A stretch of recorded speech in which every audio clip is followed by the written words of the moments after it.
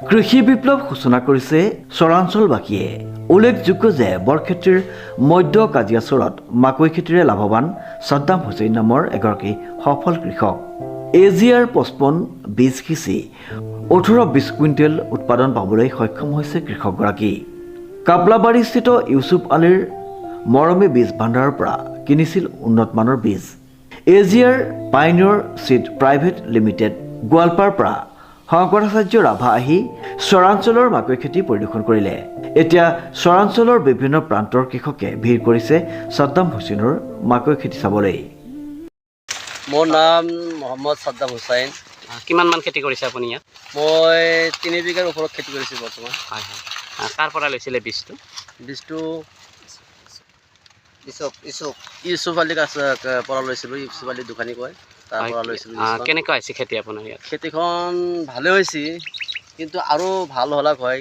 মোৰে অলপমান পানী দিবা টাইমত পানী দিব পৰা নাই, কিন্তু পানী নিদিয়াৰ পিছতে যিখিনি হৈছে মই অনুভৱ কৰোঁ পানী চানী ভালকৈ দিলি আৰু ইয়াত চাই বেছি হ'ব। কিমান মান হৈছে আপোনাৰ বিঘাই প্ৰতি?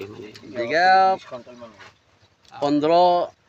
15-20 মাজতে থাকিব। 15-20 মান হ'ব। কি কয় ঠাইখিনি? হা, কি কয় ঠাইখিনি? কি কয় এইখিনি? এই গাঁওখনৰ নাম হ'ল মধ্য কাজিয়া। মধ্য কাজিয়া বৰক্ষেত্ৰী সমষ্টি পৰে আপোনাৰ? বৰক্ষেত্ৰী সমষ্টি পৰে।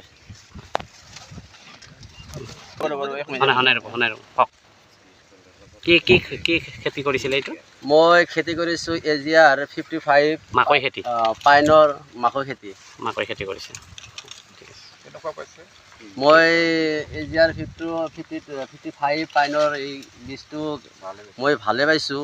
আৰু অহা বছৰত এইবছৰ মই 3 বিঘাৰ ওপৰত কৰিছোঁ। অহা বছৰ মই 7 বিঘা 10 বিঘা কৰাৰ মোৰ আশা আছে। মই আৰু বীজ চালোঁ বহুত। আমাৰ মাকৈ খেতি বীজ আছে, কিন্তু মই এইটো বীজৰ নিচিনা মই পোৱা নাই। তাৰ কলাবিলাক গাঁথনিবিলাক পূৰা ঘন আৰু কলটো বহুত ডাঙৰ। হয়, সেইটো কাৰণে মই ভাল পাইছোঁ যে এইটো ডাঙৰ হোৱাৰ কাৰণে মই ভাল পাইছোঁ। ইয়াতে মানে দানাটো বেছি হয়, সেইকাৰণে ভাবিছোঁ মই এইবছৰ 3 বিঘা কৰিছোঁ। অহা বছৰ মই 10 বিঘাৰ ওপৰত মই খেতি কৰিম বুলি আশা কৰিছোঁ। আমাৰ কোম্পানীটোৰ নাম হৈছে AGR পাইনিয়াৰ চিডছ প্ৰাইভেট লিমিটেড।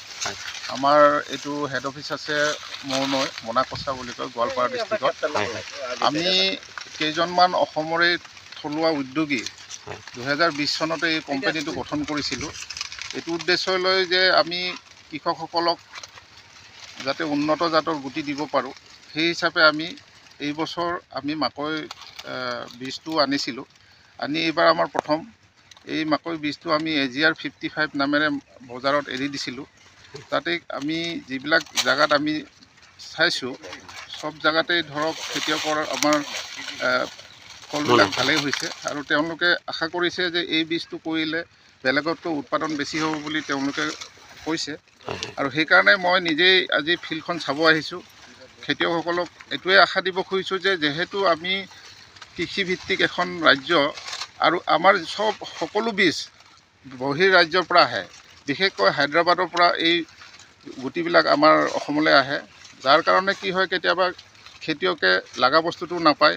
নোপোৱাৰ কাৰণে কি হয়, তেওঁলোকৰ উৎপাদনটো কমি আহে। সেইকাৰণে আমি ভাবিছোঁ যিহেতু আমি থলুৱা উদ্যোগী, আমাৰ কৃষকসকলক আমি ভাল বীজ দিব পাৰিলে তেওঁলোকৰ যদি অলপো বেছি উৎপাদন হয়, তেওঁলোকৰ আৰ্থিকভাৱে তেওঁলোকে আগুৱাই যাব।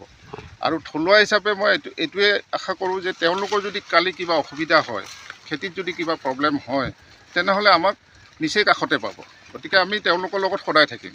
কিন্তু বহিৰাজ্যৰ কোম্পানীবিলাকৰ কেতিয়াবা মই দেখিছোঁ কিবা অসুবিধা হ'লে তেওঁলোকক মাতিলেও নাহে। সেইবিলাক খেতিয়কৰ বহুত অসুবিধা হয়, কাৰণ তেওঁলোকে এই খেতিটোৰ ওপৰতে তেওঁলোকৰ জীৱিকা নিৰ্ভৰশীল। গতিকে মই আশা ৰাখিছোঁ আমাৰ বীজেদি খেতিয়ক উপকৃত হ'ব বুলি মই আশা ৰাখিলোঁ। ধন্যবাদ।